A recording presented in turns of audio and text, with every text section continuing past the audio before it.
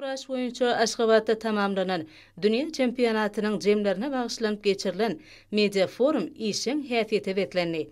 Şunda dünýä derejetindäki ýarışyň ýokary guramaçylyk derejetiniň üpçün edilendigi we bätleşikleri halkary görkezlerini laýyklykda geçirme uğruna ähli dergur şertleň döredilenligi bellenildi. Dünýä ýarışlaryna gatnaşanlar munyň üçin gahrman arkadagymyza hem-de hormatly prezidentimize hoşallyk sözlerini beýan etdiler. Ýergelen aýtak ýurdumyzyň medeniýet neşirleri, telewizioniýa we radio gaýlymlar kuraş boýunça dünýä çempionatyny giňden we öz wagtyny beýan etdiler.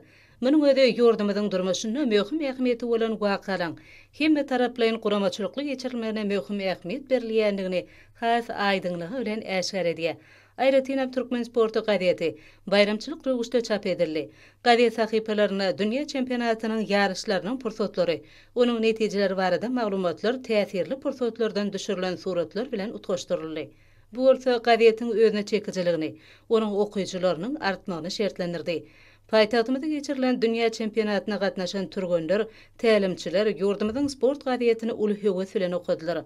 Olar gazietde çap edilen maglumatlaryň ýerleşdirilen suratlaryň ýaty galyjy pursatlar döredenligini aýratyn noktadylar. Beýlenilşýär Aşgabatda geçirilen kuraş boýunça dünýä çempionatynyň guramaçylyk derejesi ýokary bahamy nasipdir.